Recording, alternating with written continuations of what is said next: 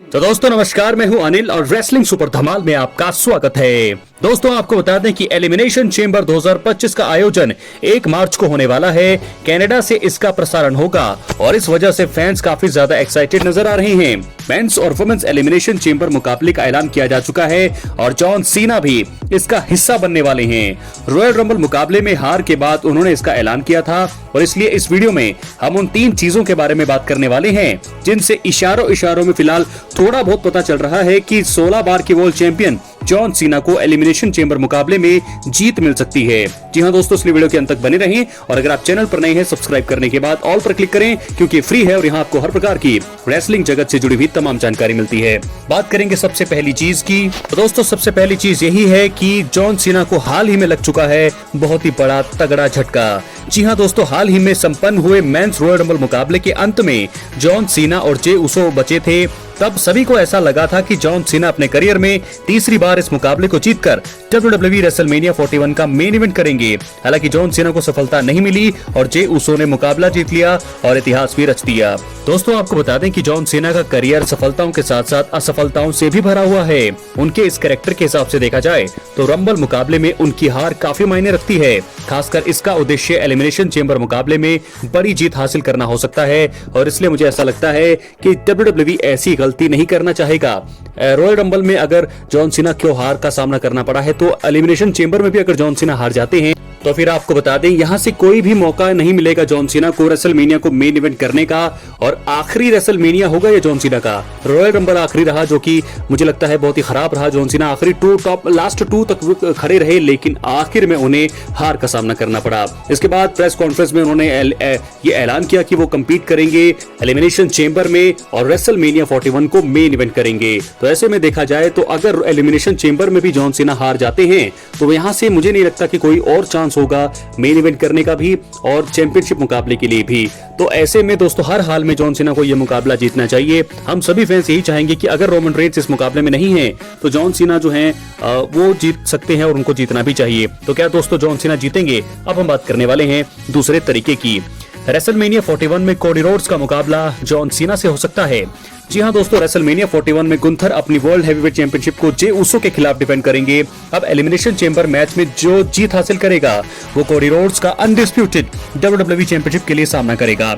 Cody Rhodes का WrestleMania में rock और रैंडी ऑर्टन से मैच होना मुश्किल है। अब कोडी रोड्स के लिए कुछ ही विश्वसनीय प्रतिद्वंदी हैं, मुझे लगता है जिसमें से जॉन सीना का नाम शामिल है। कोडी रोड्स और जॉन सीना के बीच मैच की अफवाहें लंबे समय से चल रही हैं और ये भी एक बड़ा संकेत है कि जॉन सीना को आगामी एलिमिनेशन चेंबर मुकाबले में जीत मिल सकती है। क्योंकि दोस्तों कोडी रोड्स के साथ सामना कौन करेगा? रैंडी ऑर्टन की रिटर्न बहुत मुश्किल है और ऐसे में रॉक का रेसलमेनिया प्लान बहुत ही ज्यादा मुश्किल है। रोमन रेंस तो आप मेन इवेंट कर ही नहीं सकते क्योंकि एलिमिनेशन चेंबर में वो शामिल नहीं है। हालांकि जॉन सीना के चांसेस ये हैं कि वो इस मुकाबले को जीतकर कोडी रोड्स का सामना कर सकते हैं। और तीसरा और आखिरी तरीका, मुझे लगता है सबसे मेन तरीका यही है, आखिरी तरीका WWE यूनिवर्स द्वारा की जा रही है जॉन सीना की जीत की मांग। जी हां दोस्तों, आपको बता दें जैसे पिछले साल वी वांट कोडी के चैंट्स लगे थे रेसलमेनिया 40 में क्योंकि रॉक आ गए थे बीच में, तो सबने यूनिवर्स ने कहा कि वो रोमन रेंस के सामने कोडी रोड्स का मैच देखना चाहते हैं और आखिर में WWE को फिर प्लान में बदलाव करना पड़ा और अब की जा रही है जॉन सीना की जीत की मांग। जॉन सीना ने पिछले साल अपने रिटायरमेंट टूर का ऐलान किया, तब से उन्हें काफी सराहना फैंस द्वारा मिल रही है। हर कोई उनके साथ नजर आ रहा है। सभी चाहते भी हैं कि वो इस साल 17 टाइम वर्ल्ड चैंपियनशिप हासिल करें और रिकॉर्ड तोड़ दे रिक फ्लेयर का और बन जाएं इतिहास के पहले ऐसे सुपरस्टार। फैंस जॉन सीना को उनके आखिरी रेसलमेनिया में एक मुख्य भूमिका निभाते हुए देखना भी चाहते हैं। जॉन सीना का एलिमिनेशन चेंबर मुकाबले में जीतना सभी को खुश कर देगा। इसके बाद रेसलमेनिया के लिए सभी की दिलचस्पी और भी ज्यादा बढ़ जाएगी। इस वजह से भी ऐसा लग रहा है कि आगामी एलिमिनेशन चेंबर मुकाबले में जॉन सीना को एक बड़ी जीत मिल सकती है। जी हां दोस्तों, ये कंफर्म है। अगर जॉन सीना जीतते हैं तो रेसलमेनिया के लिए हाइप और भी ज्यादा बढ़ जाएगी क्योंकि अगर जॉन सीना नहीं जीते, कोडी रोड्स के सामने कोई और आ गया तो ऐसे में जे उसो और गुंथर के लिए लोग जो है बहुत ज्यादा बोरिंग हो गए क्योंकि कई मैच हो चुके हैं, 3 या 4 मुकाबले पिछले 1 साल में देख चुके हैं जे और गुंथर के बीच। तो रेसलमेनिया 41 में एक जो मुकाबला हो रहा है वर्ल्ड हेवीवेट चैंपियनशिप के लिए मेन इवेंट, तो वहां भी गुंथर और जे उसो का मुकाबला होगा जिसके लिए लोग इतने एक्साइटेड नहीं हैं। अगर ऐसे में जॉन सीना भी एलिमिनेशन चेंबर नहीं जीतते हैं तो फिर रेसलमेनिया 41 पूरी तरह से फ्लॉप होने लगेगा। तो ऐसे में देखना होगा कि जॉन सीना क्या जीतेंगे एलिमिनेशन चेंबर का मुकाबला बहुत जरूरी है उनके लिए। मेरे हिसाब से जॉन सीना को जीतना चाहिए, क्योंकि अगर वो नहीं जीतेंगे तो दोस्तों बहुत ही सारी चीजें यहां पर सवाल खड़े कर देगी। WWE की बुकिंग पर सवाल खड़े होंगे। हम सभी चाहेंगे जॉन सीना जीते एलिमिनेशन चेंबर 2025 का मेगा इवेंट। क्या है आपकी राय, अपने कमेंट बॉक्स में जरूर दें। इसके बाद हम बात करेंगे रैंडी ऑर्टन की। तो दोस्तों आपको बता दें कि रैंडी ऑर्टन जो है 97 दिन पहले 8 नवंबर 2024 को हुए स्मैकडाउन में उन्हें देखा गया था।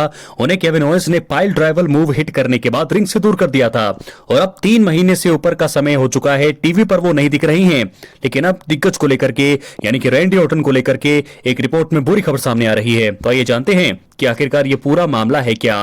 बैकस्टेज पास में लाइव सवाल जवाब में रसल वोट्स ने बैकस्टेज अपडेट साझा करते हुए बताया है कि रैंडी ऑर्टन की वापसी क्यों नहीं हो सकी है।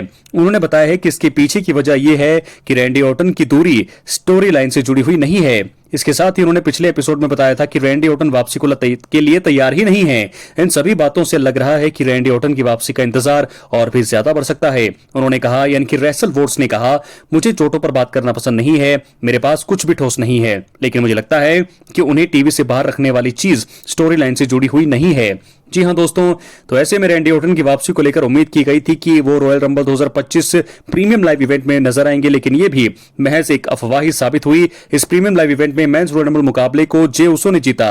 अब अगला premium live event elimination chamber 2025 है और देखना होगा कि क्या रैंडी ऑर्टन इस शो में चौंकाने वाली वापसी करते हैं। ऐसा इसलिए क्योंकि अब कंपनी रेसलमेनिया 41 की तरफ बढ़ रही है, तो कुछ भी हो सकता है। तो केविन ओवेंस ने 8 नवंबर 2024 को स्मैकडाउन में उन पर हमला किया था, लेकिन तब से वो कोडी रोड से उनकी अनडिस्प्यूटेड चैंपियनशिप जीतने का प्रयास करने वाली स्टोरी का हिस्सा बन चुके हैं। रॉयल रंबल 2025 में हुए लैडर मुकाबला हारने वाले केविन ने इसके बाद हुए रॉ में अपने दोस्त सैमी ज़ेन पर हमला कर दिया है। तो ऐसे में मुझे नहीं लगता कि रैंडी ऑर्टन और सैमी ज़ेन रैंडी ऑर्टन जो है वापस आएंगे और सैमी ज़ेन भी इस समय बाहर हैं। तो क्या होगा ये देखने वाली बात होगी, लेकिन फिलहाल रैंडी ऑर्टन को लेकर के बुरी खबर ये सामने आ रही है कि वो जो है अभी फिलहाल वापसी करते हुए नहीं दिखाई दे सकते हैं, क्योंकि सैमी ज़ेन आएंगे। सैमी ज़ेन पर अभी ताज़ा हमला हुआ है, तो सैमी ज़ेन जरूर जहां पर केविन ओवेंस के खिलाफ आएंगे। तो रैंडी ऑर्टन की मुझे नहीं लगता कि रेसलमेनिया 41 में कोई भी स्टोरी समय उनको खींच कर लेके आ सकती है। रेसलमेनिया 41 को वो ज्वाइन कर सकते हैं, क्योंकि कोडी रोड्स के साथ जो एलिमिनेशन चेंबर मुकाबला जीतेगा उसके साथ उनकी स्टोरी होगी शुरू। और वहीं इसके अलावा केविन ओवेंस की बात करें, जिन्होंने जो है रैंडी ऑर्टन को अटैक किया था, उनके साथ शुरू होगी स्टोरी सैमी ज़ेन की, जो कि शुरू हो चुकी है। तो ऐसे में रैंडी ऑर्टन किसके लिए आएंगे, ये बहुत ही ज्यादा सवालिया निशान है। लेकिन फिर भी मुझे लगता है कि रेसलमेनिया के बाद वो वापसी कर सकते हैं WWE में। तो बुरी खबर रैंडी ऑर्टन फैंस के लिए, रेसलमेनिया 41 में वापसी, उससे पहले वापसी करने का तो मुझे कोई यहां पर सेंस नजर नहीं आ रहा है। क्या है आपकी राय, अपनी कमेंट बॉक्स में जरूर दें। चैनल पर नहीं है सब्सक्राइब करने के बाद ऑल पर क्लिक करें, क्योंकि फ्री है और यहां आपको हर प्रकार की रेसलिंग जगत से जुड़ी हुई तमाम जानकारी मिलती है। बहुत बहुत धन्यवाद।